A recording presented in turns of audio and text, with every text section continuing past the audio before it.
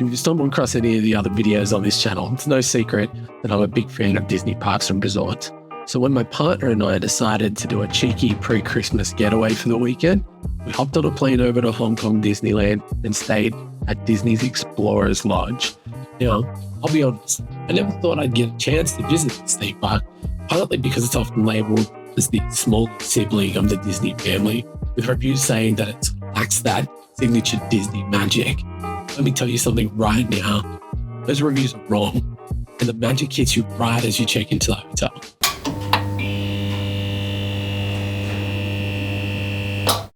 The Explorers Lodge has this adventurous theme based on 4 different tropical climates: Asia, Oceania, South America, and Africa. You might be thinking that's a bit of a mishmash of different theming, but here's the thing, it works. The theme is scattered around in the resort enough that it's sort of cohesive and moves around, and you really feel like you're about to set off an adventure with Mickey and the gang. If you've been to Walt Disney World in Florida, picture this. Explorers Lodge is like a combination between Animal Kingdom Lodge and Copper Creek. It's got that same adventurous vibe, but with a little extra charm unique to Hong Kong.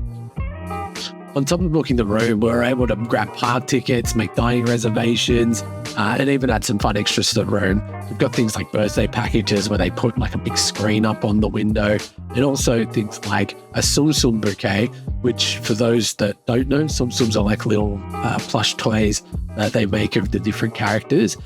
Big one that they have over there is Duffy and Friends. If you don't know about Duffy and Friends, they're like the mascots for the Asian Disney parks. That's the real short description of that. But they have a little bouquet of that, and because I'm a tomboy friend, I picked that up for my missus. So that was one way that they got me to part with some extra money, that's for sure. So on those deals, we managed to snag a price of 2+ nights for 35% off for your hotel stay. We stayed for 3 nights at a cost of 6,500 Hong Kong dollars, which translates in today's money to about $1,330 Australian, or about $830 US if you're afflicted with being a Yank. But right now they have 2+ nights with 30% off, which is a pretty good deal if you ask me. So the discounts gave us the wiggle room to upgrade our room to a sea view room, and honestly, it was well worth it. But from what I could see when I was walking around the resorts, most of the rooms had that view either of the South China Sea or at least of the really beautiful gardens that Hong Kong Disneyland's resorts offer. But we'll talk a little bit more about the gardens and the room a little bit later. Getting to Hong Kong Disneyland from the airport is as easy as it gets. Hong Kong International Airport has all the signage you will ever need. Seriously, all you need to do to find your way to taxis, buses, trains, and yes, planes is just to follow the signage. They have English signage there as well as Mandarin and Cantonese, I believe, also. So look up. That's all you need to do, and you'll find your directions there, to wherever you need to go. So how did we get there? Well, we opted for a taxi because sometimes we just don't want to figure out the train schedules and bus schedules and things like that. So we just thought, you know what, let's go out and grab a cab. And once you're out of the airport, follow the signs. This is very simple. Look up. You'll see this, and that'll take you all the way to the taxi ranks. But when you get to the taxi ranks, there is a little bit of confusion there. There's 3 different ranks that they have red, blue, and green. Each is supposed to serve a different area of Hong Kong. But in fact, they all know the Disneyland Resort. So just pick your favorite color and roll with it, or whatever is the lowest line. We were pretty lucky. There was no one in the line at the time, but a staff member at the taxi rank came up and gave us a hand. I did read prior to us going over to Hong Kong around things like Ubers and taxis that there is a bit of a culture of taxi drivers scamming tourists out of different costs and things like that. At the airport, they have somebody manning the taxi stand. When you tell them where you're heading off to, they'll give you a little ticket which will have the average pricing of what it would actually cost to get there. And then they set you up with a cab if there's obviously enough times and one and not overflowing with people at the time as well. As for the taxi ride, it wasn't really that comfortable. The taxis were a little bit old, and it felt like we were sitting on an old spring mattress from the 80s that the springs had all sunk out of. And so I was sitting there like bouncing around, even though the roads were relatively good. So it was a bit uncomfy, I guess. If we did a bumpy stretch, I would have been a bit more worried. But like I said, most of those roads all the way up to Hong Kong Disneyland are relatively good. And even the bits where they're doing work on different roads and things like that, I didn't find it to be a problem at all. So cab got us there fine, but there are other options. There's also that train option that I mentioned, which is cheaper or at least on par with the taxis. The downside is you're going to have to do a couple of transfers and before you get to that Disneyland line. The upside though is when you get to that Disneyland line, much like in Tokyo Disney, they have a specific train that goes all the way to the Disneyland Resort that's themed. So you've got like Mickey head windows and things like that. So if you want to jump straight into that magic, even on your way to the parks, that's probably an option. On the way back to the airport though, we decided to get an Uber back. Comfortable seats. There wasn't really any smell of cigarettes like we had in the taxi. There was a smooth ride. Basically, the opposite of the taxi experience. Was a newer vehicle, all comfy, sort of the stuff you would expect to get from an Uber ride anywhere in the world. Cost us about 236 Hong Kong dollars, which translates to about 30 Aussie, which is pretty reasonable. That said, Uber's situation in Hong Kong is weird. Technically it's legal, but also it's not legal. And taxis can be Ubers, but also they're not Ubers. It's really conflicting information that I found online around what is the actual situation with Uber in Hong Kong. But it reminded me a lot of when Uber first started out in Australia, where there was the Uber versus taxis drama and fights over the legalities and the taxi lobbies were trying to stop it. It's the same thing. Only thing that's different for a passenger is that there is the additional option of getting a metered Uber, which is a taxi. So, well, it's not just a taxi, it's a taxi pretending to be an Uber. So my advice is just skip the confusion, book what you usually do when you're booking with Uber, enjoy the ride, you'll be fine. If you've been to a Disney resort before, you know this, check-in is like clockwork. It's smooth, efficient, and sprinkled with just enough pixie dust to make you feel special. They hand you all the info you need, and they even gave us a little map with directions to the room and drew on a little pen, just like you'd expect. They even point out where all the important stuff is in the resort, like where you can go get food and things like that. If you haven't been to a Disney resort yet, let me tell you, I've never had a bad experience when it comes to checking in. The cast members, which is Disney speak for staff, they're always pleasant, happy, and ridiculously helpful. And the check-in at Explorers Lodge was no different. It was seamless, and Disney nails that part every single time. Now, I want to talk about the rest of the lobby. This was the goods.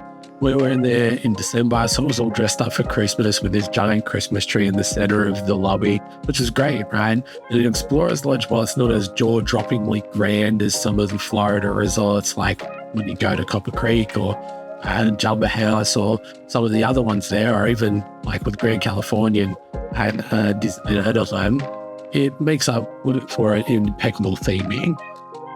So the adventure vibe in the lobby is on point. One of my favorite bits is just a bit of a smaller detail of the whole thing, but it's across from the check-in desk, and there's these travel cases that are set up and open, and each themed to one of the Disney gangs. So think like Mickey, Minnie, Donald, Goofy packed up ready to explore and what they would probably take. It's a fun detail that really adds to the whole atmosphere of the lobby there.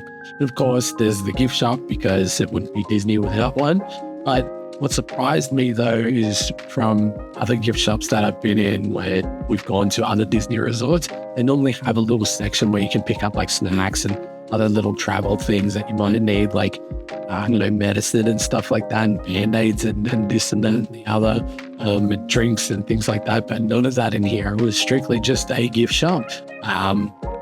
But if you want snacks or drinks, you gotta go downstairs to the chart room cafe, which, to be fair, it had a decent enough selection. I don't want to forget about the whiskey bar that's at the end of the lobby. It's called Dreamer's Lookout, and it's tucked up the far end. But by tucked in, I mean like It's right in front of these giant floor-to-ceiling windows that have this beautiful view over the pool area and over the South China Sea.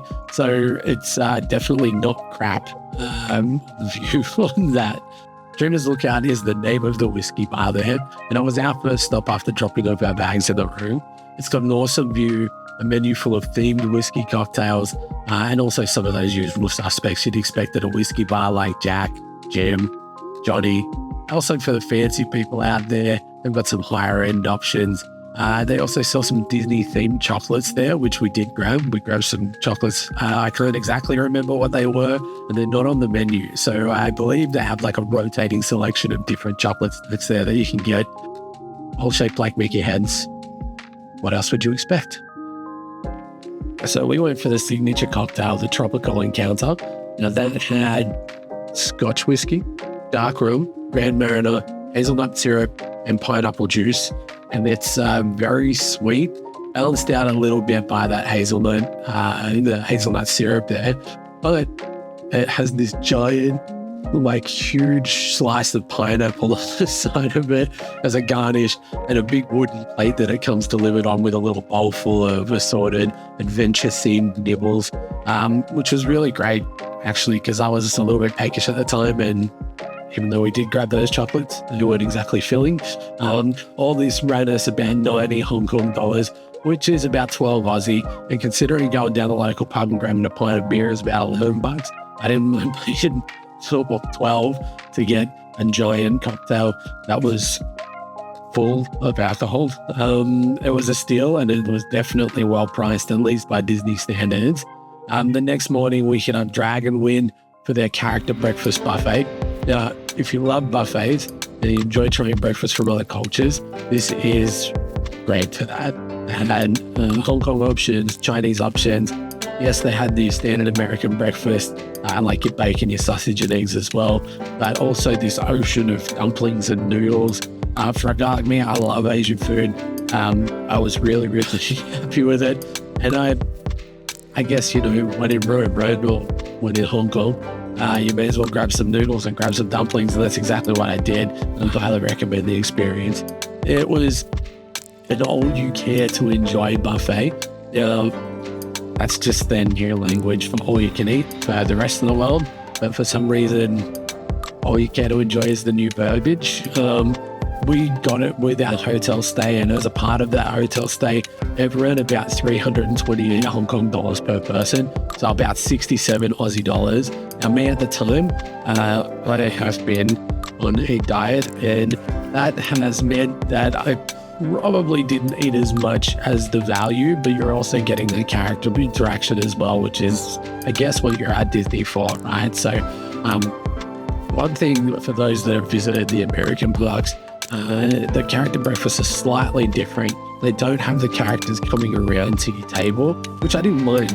I often find that with the character breakfast in the past, I'll be sitting there hooking into breakfast, and then all of a sudden a character appears behind me, and I've got to do the smiles and the, posing for the photos, and I've got a mouthful of food. This one, instead, what you do is you go up and you line up to go do like a character meet and greet. I believe they do that because character meet and greets are a really big deal in the Asian parks, and Hong Kong is no different. So it's really, I think, a nice touch. You're not going to lose your table either. They give you a little stick that sort of says taken. So then that way you can get up and go get your photo without worrying about going back to another family sitting at your table. On the second morning, we had breakfast at the Chart Room Cafe, which is a quick service restaurant situated between the other two dine-in restaurants. They weren't lying. It was really, really quick, particularly when we were eating. We were there, right? I think we were like the section or so, a group of people that were ordering their breakfast, and it came out fast. They had a solid selection of drinks and snacks, but they also had things like pre-made sandwiches, chips, other assorted things that you could grab there if you wanted to tide yourself over in between your meals. When it came to breakfast, I went for the Hong Kong style breakfast. We had char siu on macaroni soup, which was a weird one for me, a deep fried fish fillet, scrambled eggs, a Nemo breakfast roll with butter and condensed milk, and a drink of your choice. So that was like a coffee, Hong Kong milk tea, or fruit juice. I grabbed the coffee. I also shelled out for a latte because I don't really like drip coffee. So I opted to just sort of leave that was. The char siu was good. It was actually really nice. The fish was fine. The eggs were okay. But the macaroni soup was just like macaroni in a pot or a little bowl of water. So it was really weird. Just even looking at it, I was like, how does this work? How is this breakfast? I don't know. I didn't understand what was going on with it. If I thought maybe no macaroni, if they brought it out with like noodles or something and then flavored the soup, would have been a lot better. But I tell you, it was macaroni and water. That's pretty much the best way I can explain it. I'll give them points for effort. But next time, I think I'll try the Chinese breakfast, which is, sorry if I botched the enunciation on this, but siu mai, hagao, and a mushroom bun, and congee of the day. It just looked a little bit more adventurous. My partner, on the other hand, she went for the American breakfast, which was the usual suspects you'd expect: scrambled eggs, bacon, ham. So you got 2 types of piggy goodness. You also got sausage, baked beans, mushrooms, a hash brown, and a croissant. She also got that extra coffee and had those same drink options that come with the meal. But she also got a latte because we were looking at drinking the drip coffee. Well, her verdict was, look, it's a pretty standard American breakfast. Not bad, not great, just fine. Did the job. A quick note for those of you who, like myself, love an energy drink. There are no energy drinks anywhere in the resort or in the parks. I looked up and down, low and low, couldn't find not one. So if you are somebody that requires a little bit of an extra kick from your energy drinks, pick them up at the airport or somewhere before you get to the Disneyland resort, store them in your fridge, because it was impossible to find at the time we were visiting. That said, the Char Room Cafe has this nice little seating area there. It's directly below the Dreamers Lookout Whiskey Bar, so the view isn't as impressive because it's sort of at ground level, but you get a nice look at the small garden outside by the pool area. And also the tables are themed with like little maps on them, so it really adds an extra touch to being in a chart room. They also do these birthday cakes, which they had on display in the windows next to the cafe, and some other windows there we could see the chefs out the back cooking up the meals. Let me tell you, those cakes looked amazing. I'm not even a big cake guy. I don't really eat them at all, really, but I would eat one of these. That looked awesome. They also had the World of Color restaurant, which I would have loved to have tried had we had a bit more time. They have a number of different sets and a la carte options, and the scenery looks really great in it. All right, so let's talk about the room. Before the trip, I did a bunch of research, and most of the research said that these rooms were massive, and they weren't lying. The rooms are huge. In fact, they always feel a little bit on the empty side, and they have everything you'd come to expect in a hotel room, but it feels like there's different spaces that they probably could have put some additional theming elements in to make it really feel like you were at an explorer's lodge. We stayed in a sea view room number 6552, located in the South American wing of the hotel, which is really, really nice and well themed. The room had 2 large queen-size beds, a bit of storage for your luggage, small wardrobe for hanging your clothes, a desk, a TV, all the usual things you'd expect in a hotel room. And that's fine, but let's be real here. Disney probably assumes that you're going to spend more time outside of these rooms, exploring the parks, exploring the resorts than you would be in there, and they are entirely correct. So let's talk about the view. The sea view room was absolutely stunning. Looking out over the South China Sea with the rolling hills in the background. Chef's kiss. Chef's kiss. It's the kind of view where you sort of go, yeah, this is worth the extra money. I officially give it the certified milk crap. 10 out of 10. Stare again. So the beds were nicely themed to the resort, had little hidden Mickey touches, as well as a Mickey and Minnie tribal masts above the headboards, which was that classic Disney touch. They were sturdy, they were relatively comfortable, but the thing is that if you use the beds in some of the US resorts, you're going to find that these mattresses are almost the opposite of what you find in the US resorts. Most of the US resorts I've been in, they come with these, like, the mattresses are quite plush and they feel really soft, and you tend to sink into them and it wraps you up. Whereas these ones were really, really firm, which I didn't mind at the end of a park day. It sort of was like, okay, this is what I need. I need support now. Everything in me is hurting because I've been walking for 14 hours. It was great. It was the right thing. But if I was staying there any longer than what we did, chances are I probably would have been like, this is not comfortable. That said, I wouldn't dive into them face first, though, unless you're into diving into something that is really firm and feeling like you've been punched in the face by a bed. The pillows, on the other hand, they were really, really soft and fluffy. But if you're like me and you prefer something a bit firmer in the pillows, you're probably going to want to fold it up like a makeshift sandwich and put it under your head, so that way you can be comfortable while you're sleeping. It gets the job done, but if you're really, really picky, bring guys. The room had all your usual power points, plenty of spots near the bed and desk, which was super convenient and easy to plug your chargers into. But keep in mind they use a Type G plug with 220 volts. So we did what we always do. We get one converter or two converters, and we bring a power board along. So then that way we can plug all of our devices and chargers and things like that into the power board, into the one plug into the wall. And that worked perfectly for the few days that we were there.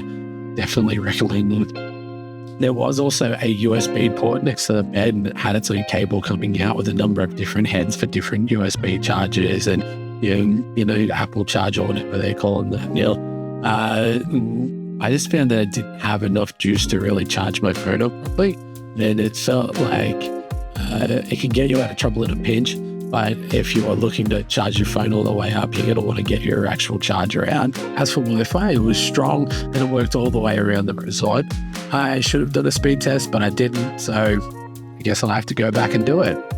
I had a horrible prospect. The bathroom in the room had a toilet, which is shocking. And it also had a fairly large shower.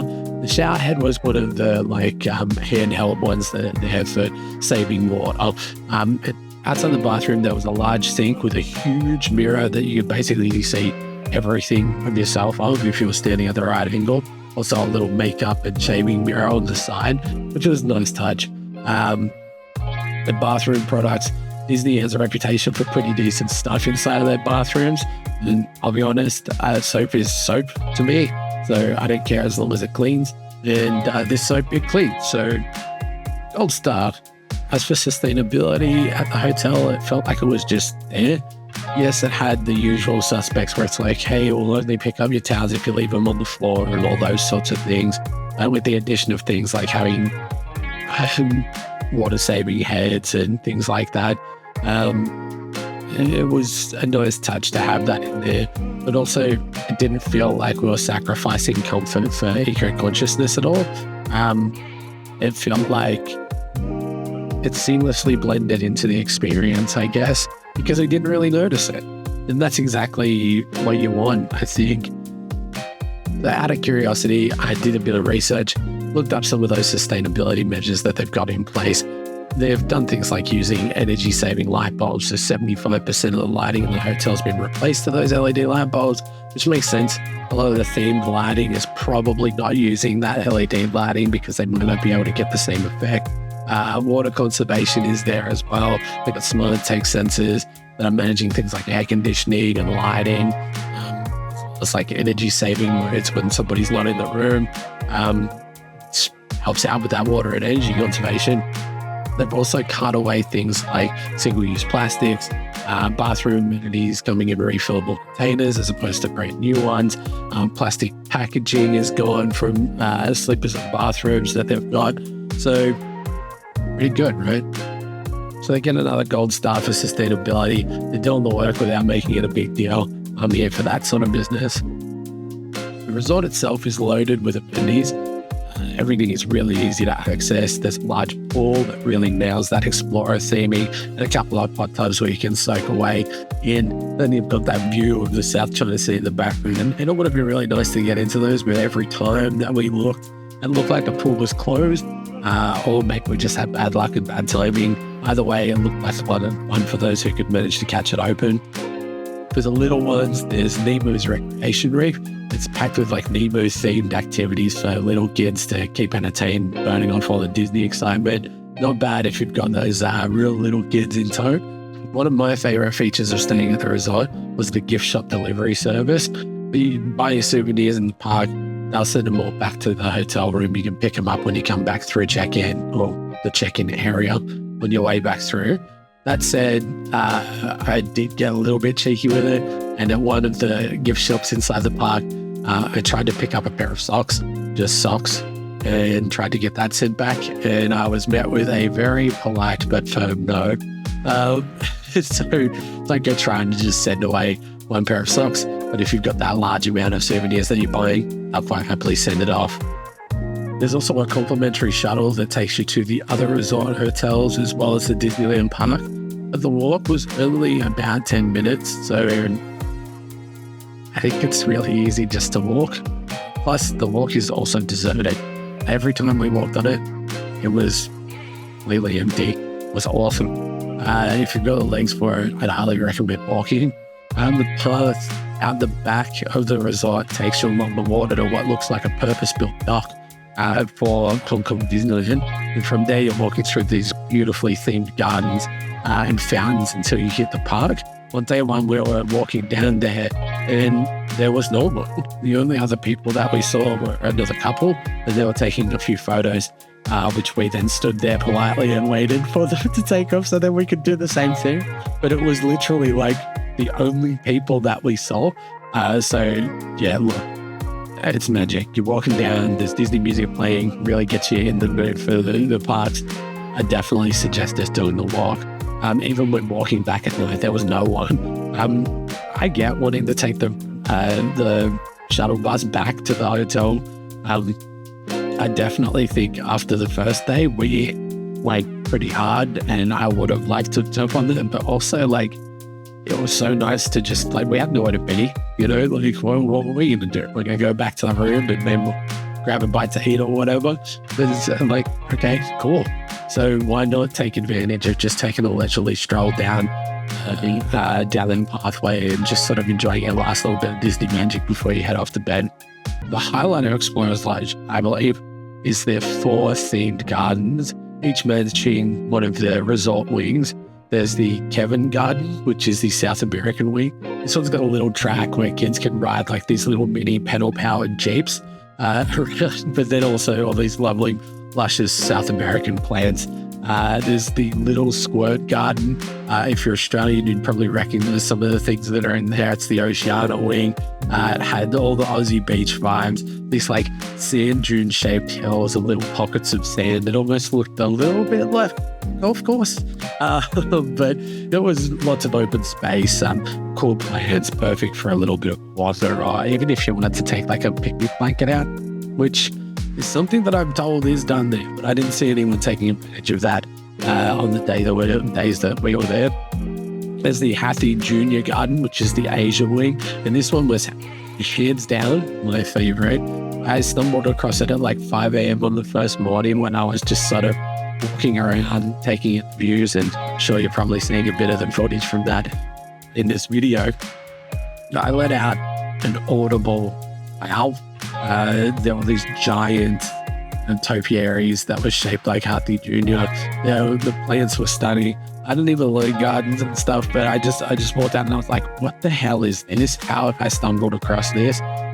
There was statues that were there themed to Asia as well. They really put effort into it and it really showed. There's also the Rafiki Garden, which is the African Savannah wing. This one I think was probably the weakest. It wasn't bad, but when you put it up next to the other options that you can do for looking at these gardens, it sort of was like, okay, there's a fireplace, there's some nice features, but the view in the background in the Savannah Garden was better than the garden. So it wasn't really the star of the show. I really love the accessibility of the hotel. Seemed to have ramps and disabled access to everything there, at least from what I could see. And honestly, that was great to see. The current drama over in the American parks is around the accessibility service and then changing the terms, and seeing at the Hong Kong Disney parks that is almost a completely different experience, what I'm gathering anyway from what I see. It was really nice to see. Also, if you wanted to look at some of those, how that works in the Asian parks, I strongly recommend jumping over to TDR Explorer's video where he was able to go on there and he had a car accident, so he was using a wheelchair at the time. And he went through Hong Kong Disneyland and used the DAS pass there, and it was like a chalk and cheese sort of experience for him. But definitely check it out. I'll put the link in the description.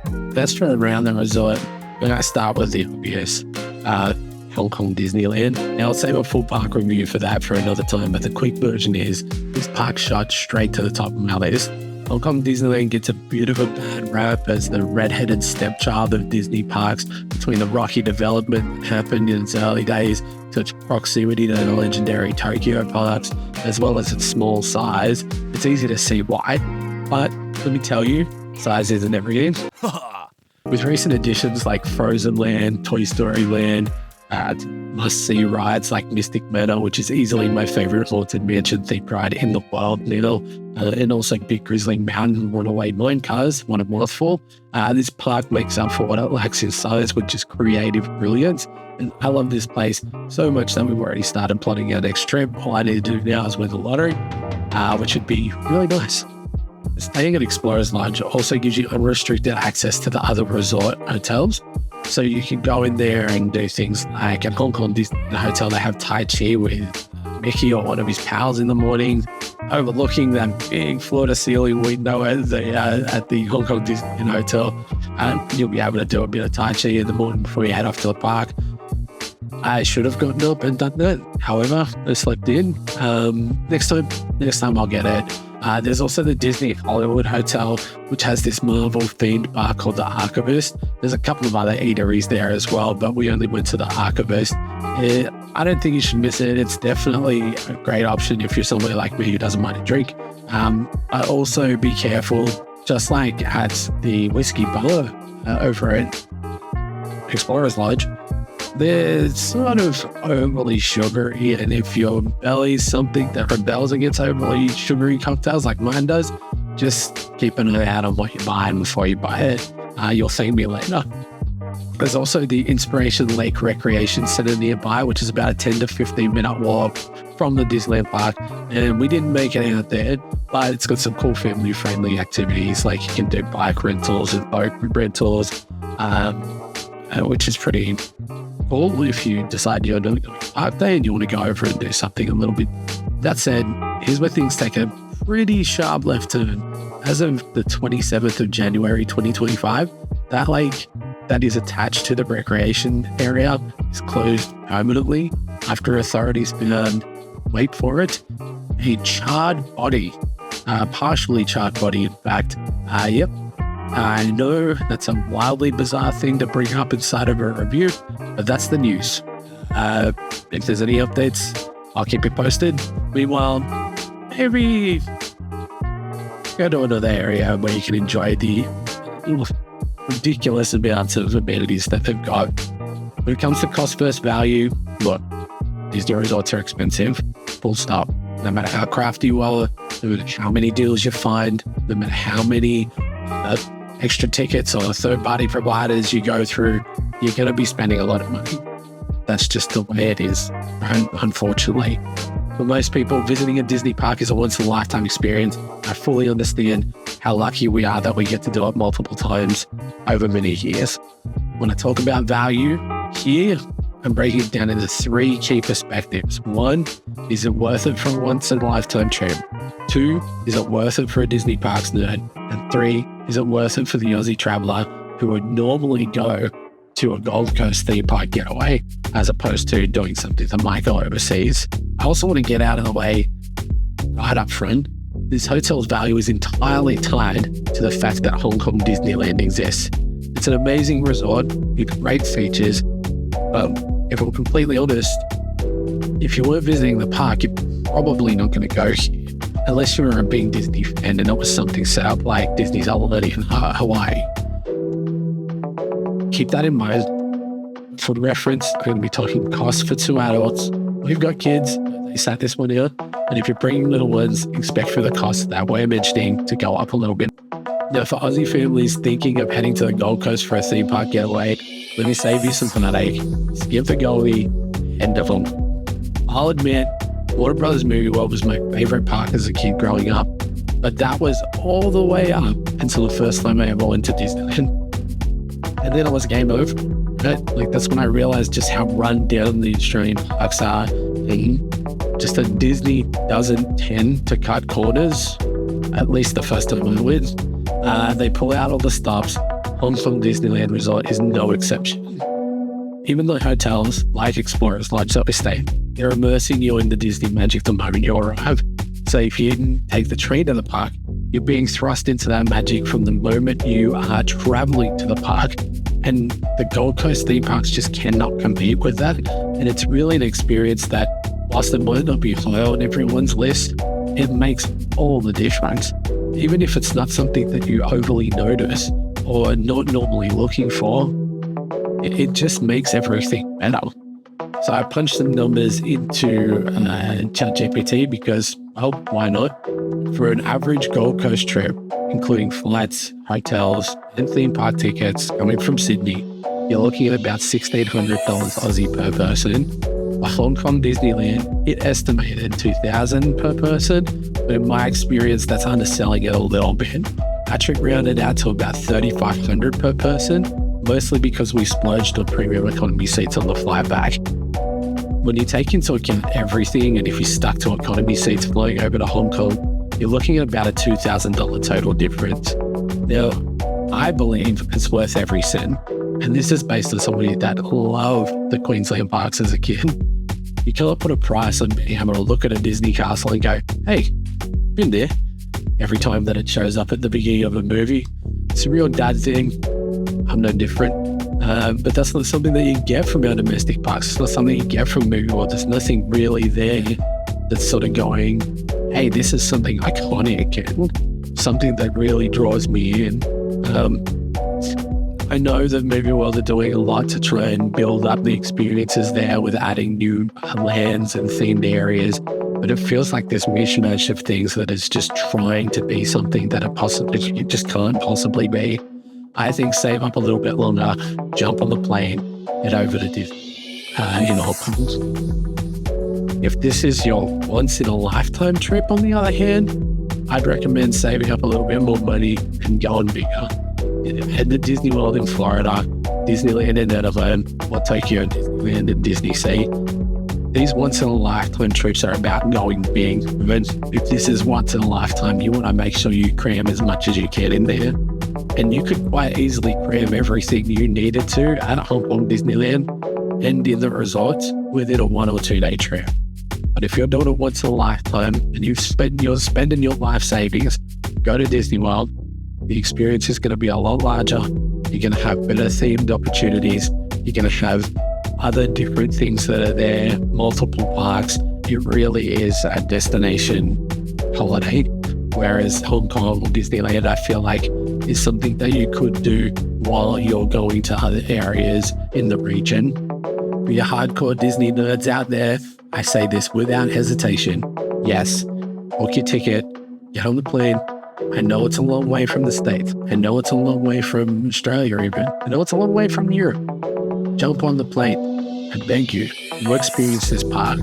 If you're chasing that first-time Disney magic again and you're not getting it from the domestic parks in the States, or you're not seeing it at places like Disneyland Paris, get to Hong Kong Disneyland. I really found that, even though I have mentioned a few times that it's pretty expensive, that I didn't feel the same way I feel when I'm in American parks, and it almost feels like your wallet's trying to be lifted out of your pocket every time you walk around a corner.